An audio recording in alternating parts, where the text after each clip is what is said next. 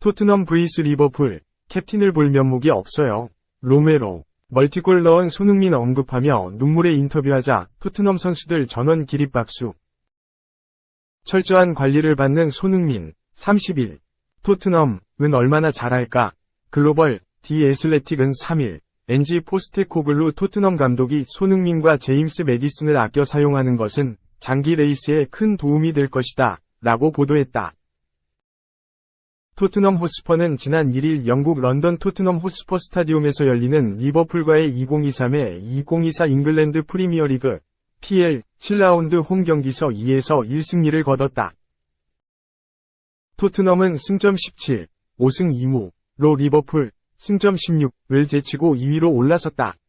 아스날과 승점 동률이나 다득점, 토트넘 17골, 아스날 15골에 앞서 2위로 올라섰다. 손흥민은 이날도 펄펄 날았다. 리버풀의 커티스 존스가 퇴장당해 수적 우위를 점한 전반 35분 제임스 매디슨의 패스를 잡은 히샬리송이 건네준 것을 다이렉트로 마무리해서 선제골을 터뜨렸다. 이는 손흥민의 유럽 통산 200호골이자 PL 통산 109호골, 라이언 긱스와 동률. 역대 리그 27위. 포스테코글루 감독은 후반 22분 손흥민의 몸 상태를 고려해서 마노 솔로몬과 교체하는 용단을 내렸다. 앞서 아스날전에서도 손흥민은 멀티골을 넣었으나 후반 33분 히샬리송과 교체로 경기장을 떠났다. 직후 기자회견에서 포스테코글루 감독은 손흥민이 제 컨디션이 아니라 교체한 것이라고 밝히기도 했다. 손흥민의 리버풀전 교체에 대해 영국 풋볼 런던의 기자 알레스데어 골드는 이번 주에 제대로 훈련을 소화하지 못했다. 그래서 관리 차원의 교체라고 설명했다. 실제로 경기 시작 전 일부 언론에서는 손흥민과 매디슨의 출전 자체를 불투명하게 볼 정도였다.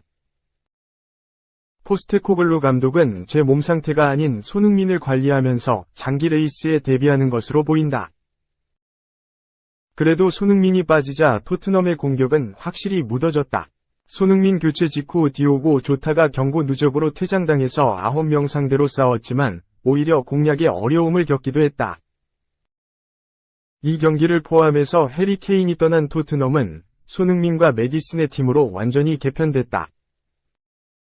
손흥민이 리그 6골, 매디슨이 2골 4도움을 넣으면서 팀의 16득점 중 10득점에 관여했다.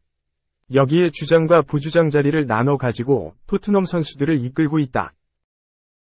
문제는 이 선수들의 건강. 아스날전에 이어 리버풀전에서도 손흥민과 매디슨은 풀타임을 소화하지 못했다. 디 애슬레틱은 손흥민과 매디슨을 빼면서 토트넘은 리버풀전 승리를 놓칠 뻔했다. 앞서 아스날전과 마찬가지고 주전 2명을 빼서 필수적인 승리를 놓칠 뻔했다고 설명했다. 디 애슬레틱은 천만다행히도 토트넘은 손흥민과 매디슨 없이 리버풀을 잡았다. 포스테코글루 감독의 자제력이 돋보이는 장면이었다. 라면서 두 선수 모두 부상의 손흥민의 조기 교체는 계획된 것이었지만 이겨야 하는 경기서 그런 선수를 빼는 것은 정말 대단한 일이라고 강조했다. 이 매체는 토트넘의 승리가 확정되자 여러 관중들이 환호했다. 그래도 포스테코글루 감독은 냉정을 유지했다. 라면서 포스테코글루 감독은 절제력과 냉정함을 모두 가진 사람이다. 손흥민이라 매디슨, 크리스티안 로메로 같은 핵심 선수를 빼는 모습을 보면 알 수 있다. 라고 분석했다. 이어 장기적으로 보면 큰 도움이 될 것이다. 지난 시즌 토트넘은 케인의 개인기에 위지했다. 이번 시즌 손흥민과 매디슨이 케인의 롤을 하고 있지만 두 선수 모두 관리받으면서 장기 레이스에 임하고 있다. 라면서 큰 기대를 나타냈다. 다음 토트넘의 경기는 오는 7일 펼쳐지는 루턴타운 FC 원정. 챔피언십서 막승격해 상대적으로 약팀으로 평가받는 루턴이지만 7라운드 에버튼 원정에서 2에서 1로 승리하면서 구단 역사상 첫 PL 승리를 기록하기도 했다.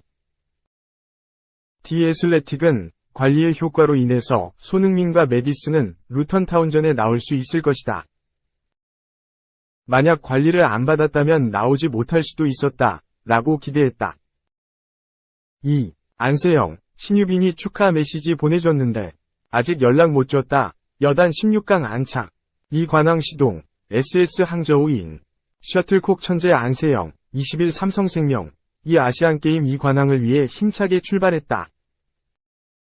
세계 랭킹 1위인 안세영은 3일 중국 항저우 빈장체육관에서 열린 2022 항저우 아시안게임 배드민턴 여자 단식 32강전에서 마카오의 신예 푸이치와 18를 22분 만에 2에서 0, 21에서 9, 21에서 5으로 완파하고 16강에 안착했다. 이번 대회 여자 단체전에서 한국팀의 금메달 획득에 기여했던 안세영은 이관왕에 도전한다. 경기 뒤 안세영은 믹스트존 공동 취재구역 인터뷰에서 단체전 뒤 많이 쉬지 못했다. 우리 선수들을 응원하느라 목이 나간 것 같다. 목소리가 안 나온다. 며 피로감이 아직 풀리지 않았음을 드러냈다. 그러나 그는 차차 만들어가야 하는 부분인데 지금은 컨디션이 60에서 70% 올라온 것 같다. 엄청 좋지는 않다. 내 게임을 더 해야 한다. 고했다. 전날 신유빈이 탁구 여자 복식 금메달 딴 것을 봤느냐는 질문에 그는 신유빈 선수가 충분히 딸 줄 알았다. 내가 단체전에서 금메달을 땄을 때 그가 축하 메시지도 보내줬는데 아직 연락을 못 줬다. 며 미안해하기도 했다.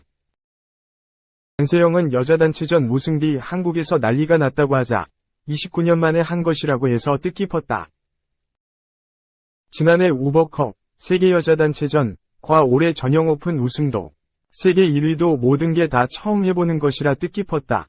고 의미를 부여했다. 그는 정말 꿈을 꾸니까 이뤄진다고 다시 한번 느낀다. 고 했다. 안세영은 여자 단체전 우승과 관련해 이렇게 잘할 줄 몰랐다.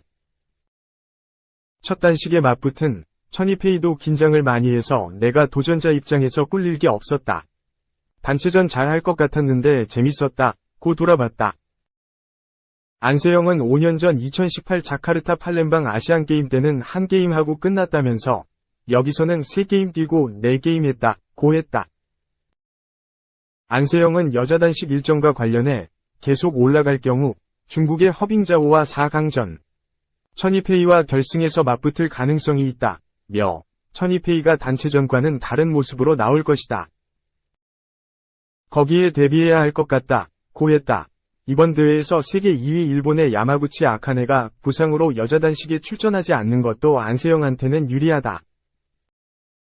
안세영은 단체전 이미 끝났고 개인전 정말 잘했으면 좋겠는데 욕심내면 안 될 때가 많으니 하루하루 최선을 다해야 할 것 같다. 고도했다. 3. 항저우 나우 올 줄 알았다. 여 핸드볼 결승 한일전 성사 2010년 설욕 기회 종합 아시안게임 3연패에 도전하는 한국 여자 핸드볼 대표팀의 결승전 상대가 일본으로 결정됐다. 한국은 3일 중국 저장성 항저우 저장공상대학 스포츠센터에서 열린 2022 항저우 아시안게임 4강전에서 중국을 30에서 23으로 꺾고 결승에 올랐다. 같은 장소에서 뒤이어 열린 4강 두 번째 경기에서 일본이 카자흐스탄을 40에서 22로 따돌리고 한국의 상대가 됐다. 이번 대회에선 조별리그가 열리기도 전부터 양강 체제인 한국과 일본이 결승에 올라갈 것이라는 전망이 지배적이었다. 한국은 A조, 일본은 B조에서 조별리그를 치렀다. 경기가 끝나고 기자회견에 참석한 헨릭 시그넬 한국 여자 핸드볼 대표팀 감독은 카자흐스탄과 일본 중 누가 올라올 것 같은가? 라는 중국 기자의 물음에 일본이 올 것 같다. 고 고민하지 않고 답했다. 시그넬 감독은 일본과 경기에 대해 어려운 경기가 될 것이다. 아시아의 두 강팀이기 때문에 치열할 것이다. 당연히 우리가 모든 부분에서 더 잘할 수 있도록 노력해야 한다. 고 말했다. 일본과 결승전은 한국 선수들도 예상했던 시나리오다. 주장 이미경은 중국과 경기를 마친 직후 결승전 상대는 일본이 유력하다고 저희가 생각하고 있었다. 며 한일전은 항상 초반에 우리가 힘든 경기를 했다. 우리가 부담만 떨쳐내면 예선에 좋은 경기 했었던 적이 있다. 그것을 생각하면서 너무 부담을 안 가졌으면 좋겠다. 고 했다. 한국 여자 핸드볼은 여자 핸드볼이 처음으로 아시안게임 정식 종목이 된 1990년 베이징 대회 때부터 2006년 도하 대회까지 5연패를 달성했다. 이후 2010년 광저우 대회에선 동메달에 그쳤다가 2014년 인천 대회와 2018년 자카르타 팔렘방 대회에서 다시 2연속 정상에 섰다. 2010년 광저우 대회에서 한국의 독주를 저지한 팀이 바로 일본이다. 한국은 4강전에서 일본에 28에서 29로 무릎을 꿇었다. 당시 대표팀 막내급이었던 류은희는 기억이 또렷하다. 이제는 더 이상 지지 않겠다고 생각했고 그 이후엔 진 적이 없다. 항상 한일전은 중요하다.